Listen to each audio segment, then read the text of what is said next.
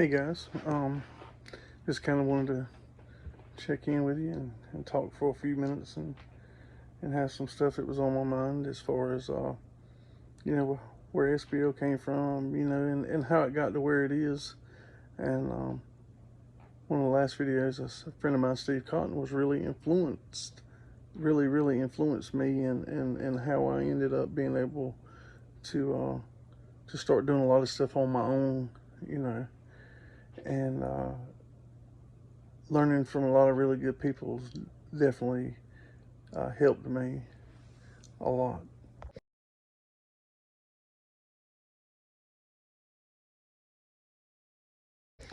Um, I think at the time I still had my Explorer, and me and Steve were talking. I was actually still with Creative Acoustics before I left, and Steve kind of gave me the shot because he did a lot of his work himself, um, and he had 2412s as well in his Mazda truck, and I've been and stayed at Steve's house. We've been friends for a long time. But he was the one that kind of set the standard for me as far as realizing, the things that you could do on your own, and the things that you wanted to do. And he was a sealed man through and through. He didn't switch over and go ported. Shortly after this picture here, he had some Soundstream. I think he had a 10.0s. I think is what they were in the picture there. And I had actually switched over and had in my Explorer I had 6 Serwin Vega Strucker 18s and 6 US VLX 25s at the time. I was in the 101 to 250 class um, in that, and then in DB Drag I had went into the 1000 Unlimited class at the time, and in the Southeastern Invitational in Perry, Georgia. There used to be a few shows. You went to Daytona Beach, Florida, the Southeastern Invitational in Perry, Georgia. And this was before there really was a DB Drag. It was DB Drag, but it was Iasca presents DB Drag before the finals in 1998, and in Perry, Georgia in 1996. I went down and set. I broke the first time I ever set a world record for DB Drag. Was at the Southeastern Invitationals. The person that had it at the time was a friend of mine named Chad Burchett from up in Virginia, and his record was I think a 55.3 or a 55.4, and I did a 55.9 and set the record there, and that was the first time. And then that's when the DB Drag and Alaska really came to the East Coast. And the East Coast at the time was really begging for it. Like I was telling you in the last video, we had a bunch of stores doing really good stuff between Virginia, North Carolina, and in South Carolina. Especially in South Carolina, they were really doing the SPL stuff. We had a lot of nice stuff being built in North Carolina, but there was not but a few stores that were really doing really heavy SPL. And Martin Taylor and Ultimate Audio and Brantley Waits, they're family members, and they're from up in South Carolina near Spartansburg, and they were really going and doing and setting the bar for everybody doing SPL. And Concord's not too far from there, and that's how Steve kind of turned me on to these guys, because at the time, there wasn't media about it, and unless you were going to big shows. Well, at the time, I was more. If you figure up DB Drag as probably your Indianapolis 500 kind of deal, your USAC was kind of your. Or I asked at the time, and DB Drag was kind of your Indianapolis, and USAC was kind of like your NASCAR. And then NSPL was like uh, your local tracks, round tracks and stuff. At the time, as far if you equate it as far as how racing and the hierarchy of racing goes, car racing and stuff. So it was DB Drag was a deal, but you just didn't have the media for it like you have now. Um, so a lot of the guys weren't that nobody knew who they were. Didn't no, other than unless you actually went in their store, you had no idea that who was who. And but these guys were just doing phenomenal things in South Carolina, and we kind of latched on to a lot of the stuff they were doing. Um, and it was good. And like I say, it was at the time it was a sealed box world, not a ported at all. Which I know today's standard, most people would think, "Are you crazy?" But at the time, it was you did super super super small boxes to get loud in sealed boxes, and like a 12 would be in point 0.6 cubic foot. If you had a 15, you'd be trying to do it in 1.1 or less. Um, those kind of things, and you would turn your frequency would be higher, but that would allow for you not to break windshields and stuff. And at that time, because we had such little power, there were still vehicles that would break windshields. But they were tuned to the lower band. And when I say lower, the idea of lower back then was 40 to 50 hertz. Today's standard, that would be considered a laugh. That's actually high bass, what they consider now, uh, in a lot of the shows. But that's what it was, and uh, I learned a lot from Steve, and he's really probably the inspiration that made me go, "Hey, do it! You can do it yourself." He was very inspirational in that for me, and he was. I've been to Kansas City, Missouri, following him. The very first time I went to USAC in 1997, I set the USAC world record. At the time, you had to play Irene Cara's Flash Dance. You had to pause and then you had to play it again, but you couldn't rewind the track. You had to pause it for where it was at. Your vehicle had to sit for 30 minutes and then you had to go again. And at the time, it was like, I want to say 100 or it feels like it was 100 or $125 to be able to do it then. And so it was interesting. And like I say, you had to play Irene Cara's Flash Dance. And but I came home with a trophy for that. That was my first experience with USAC, and I didn't compete a lot in USAC, but I did that, and like I say, I won that, uh, which was a title all the way up until they actually pretty much stopped doing Irene Cara's Flash Dance. That record held. At the time, the record was like a 55.2 or 55. I mean a 50.2 or 50.3, and I set it with a 55.3, and I backed it up with a 55.4 is what I did. So 5 dB louder than what the record was at the time in 101 to 250 playing Flash Dance.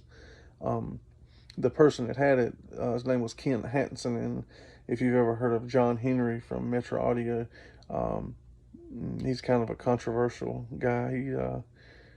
He did some wild stuff.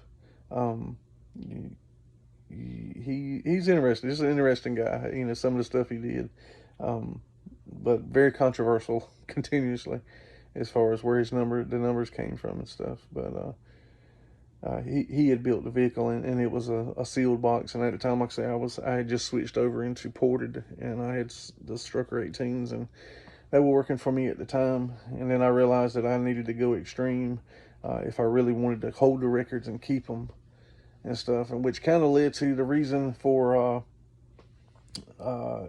to how the rules actually combined amateur and pro. I guess I kind of did that. It was 1999, and um, the rules got changed for where everybody had to play, because the high tones were so loud, and the measurement equipment, it was hard to keep up with it because they were gaining so much with high tones, because you just didn't have the issue because the quarter waves were so short. So pretty much anything you did, and the mic would read almost instantaneously. So the numbers would just go phenomenally high compared. At 90 at the first DB Drag World Finals on its own, I think I did 167.7 or 8 might have been my top 7. I think is what took the record, but that showed the same vehicles were doing or same setups, for the pros when they were playing high tones. But like I say, I was playing 70 hertz at the time, so I was under the 80 cap rule, and these guys were doing 174. So you're talking about 3 decibels is like twice the pressure. So 6 decibels. When you're talking about more than that, you're talking about having to double your speakers or double your amplifiers in the principle of pressure, to be able to equate the same stuff. But it was because of the frequencies that they were using. So the next year they came out with the 80 hertz rule. Well, I was already ahead of the game, ahead of everybody. Well, Jay and these guys that had to switch and play bass, we went to the very first show that you showed at was the Spring Break Nationals in Daytona, And I think I put up the very first show. We had because I had turned the vehicle on to go to that finals in 1998. I actually turned it on at the show. We had got the window module. I had a bulletproof window kit that went into like a Brinks vehicle. For an Astro put in. We actually had it put in, and so we weren't exactly sure. We knew it was going to be better, but we weren't exactly sure. So we actually did all the testing at the show, and we came through in one week. It was really, we were just lucky more than anything. I mean, we had put the work in, but we just had luck. Look, everything just seemed to kind of fall into place for that to get that win. Um, no, we had done some really long nights and lots of work, but like I say, we had just gotten it in, and it just fell into place. But the vehicles, the way we were doing everything, uh, we pulled in and worked on it the entire winter from that because the finals ended in November, and in March Daytona was always the third weekend in March. So we showed up in Daytona, and we went through first, and we were hyped because we knew it was going to do a big number, and we turned I think a 70.8 in qualifying, and then Wayne had there was some issues with something, and I'm not sure exactly what happened, but everybody got to a 68 after that, and that was as high as we could go. I'm not sure exactly what happened with the equipment, if there was a or exactly, but everybody got locked off at like a 68, and after that, there were some vehicles there. Jay's vehicle was there, which Jay wasn't. I don't at that time wasn't as loud as we were playing bass. The only person I think that was really that was as loud as us playing bass at the time might have been Jeff Wright. But he also had uh, at that time he had 24 amps where we had 12, and on a B&K we were doing about the exact same number. But I had a lot of modifications in the front where a lot of people had never gone anywhere in that vicinity of doing front end modifications to a vehicle. But like I say, at the time I was just doing everything you could think of. We were doing the testing because the key with a low at the time with the amount of power, low tones, 80 hertz and under, is that you wanted to take up as much space in the front cabin as you possibly could because we didn't have the power, so you could displace the air to make it louder. In a high tone situation, you would actually remove things, not having seats in, actually making your cabinet bigger in the front because you just want because the quarter waves were so short, it would line up like it needed to.